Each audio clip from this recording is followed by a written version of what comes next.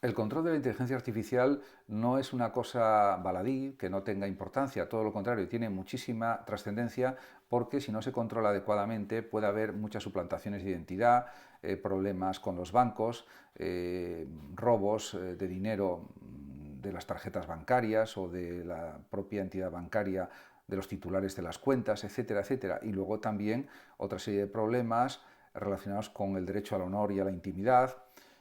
Puede una persona ser acusada falsamente de haber cometido un delito simplemente porque ha habido una persona que se ha hecho pasar por ella, etcétera, etcétera. Y luego, por supuesto, puede haber muchos más hackeos a nivel de Internet, etcétera. En ese sentido, todo lo que sea mejorar la seguridad en relación con la inteligencia artificial tiene que ser regulado por los estados, por los gobiernos de los estados, con nuevas legislaciones muy detalladas, muy precisas, para evitar este tipo de problemas de mal uso de la inteligencia artificial, de uso delictivo de la inteligencia artificial. Las grandes compañías tecnológicas como Google, por ejemplo, y otras, pues están desarrollando modelos de lenguaje para usar pues, la inteligencia artificial. Está ya el ChatGPT, que ya tiene 180 millones de usuarios aproximadamente, según dicen por ahí en los medios. Y está otro modelo, que este es un modelo de lenguaje diferente al ChatGPT, que es Gemini, que a través de probar pues decenas de miles de palabras, etcétera, pues puede contestar una serie de batería de preguntas de distintas ciencias como física, matemáticas, química y otras materias, y que está dando resultados esperanzadores, sobre todo de cara a dentro de un año, 2 años aproximadamente. En ese sentido, la inteligencia artificial está avanzando a un ritmo muy rápido, podríamos decir, y bueno, pues pueden salir distintas plataformas de modelos de lenguaje, diríamos dentro de unos pocos años, que pueden ser útiles, aunque eso también tiene unos riesgos, porque también hay que valorar el esfuerzo personal en la búsqueda del conocimiento, en la búsqueda de la información. La eficiencia energética de los edificios no es algo insustancial o relativamente poco importante, sino que es algo esencial, porque si no se renueva bien el aire de los edificios públicos, fundamentalmente también privados, los contaminantes en el interior se acumulan o pueden acumularse. En este sentido, ya hay casos de personas que han denunciado en sus edificios donde trabajan, por ejemplo, situaciones de este tipo, de mala renovación del aire, también de que hay pues a veces en algunos edificios mucho frío, en algunas zonas de los edificios, etcétera, etcétera. Y esto puede provocar problemas de salud. No es que lo diga yo, es que lo dicen los expertos, las investigaciones, y está saliendo ahora estos días en los medios de comunicación, en los periódicos digitales, en los periódicos de papel, cuestiones relativas a esto que estoy comentando. Por tanto, también es verdad que la Unión Europea está preparando nuevas normas sobre la eficiencia energética o renovando esas normas porque son realmente fundamentales.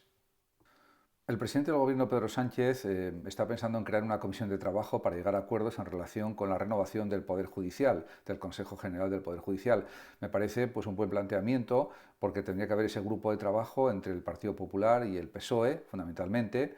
para llegar a un acuerdo definitivo antes de las elecciones europeas, aunque eso se ve como algo muy difícil de conseguir, para al fin renovar el Consejo del Poder Judicial. Se trata de que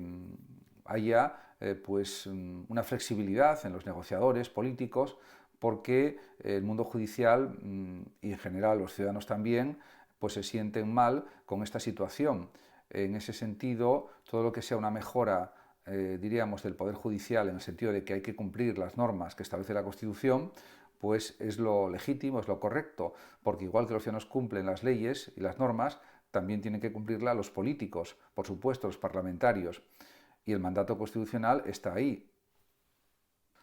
Otra de las medidas posibles contra la violencia de género es que haya más policías o incluso, aunque puede parecer algo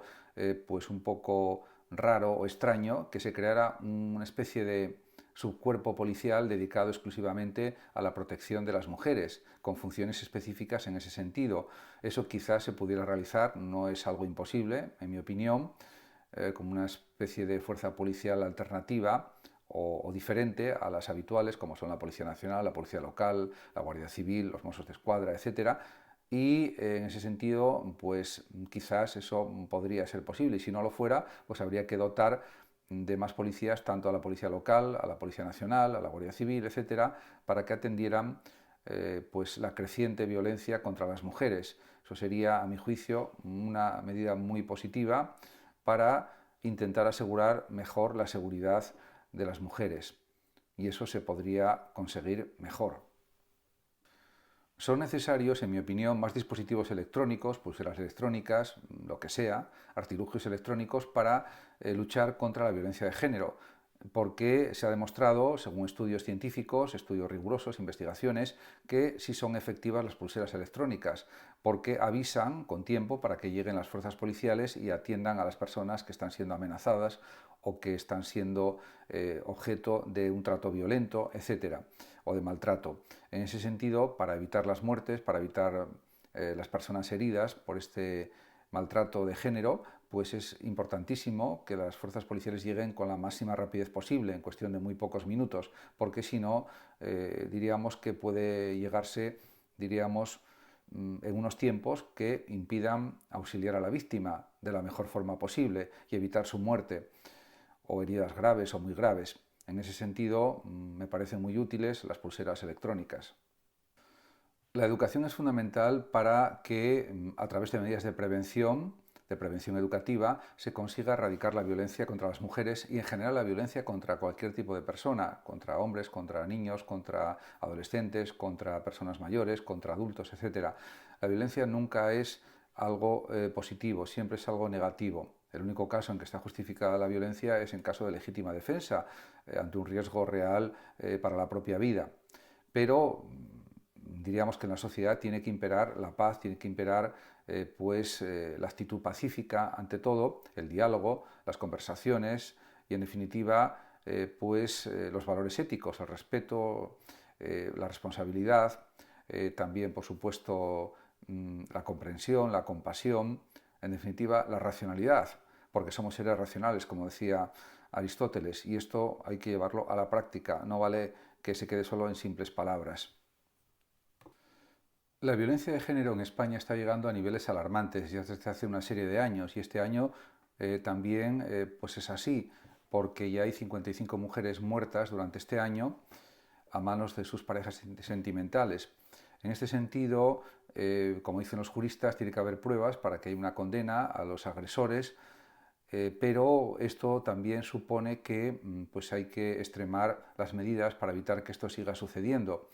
Y no vale de nada pues aplaudir a las víctimas que han muerto, porque eso no sirve para nada. Lo que sirve es poner más medidas de protección para evitar que esto siga sucediendo, y también aumentar los niveles de educación de la gente, sobre todo las nuevas generaciones y también de las generaciones que tienen más edad, para que este tipo de comportamientos brutales, violentos, dejen de existir. Y en ese sentido, todo lo que se haga pues será positivo.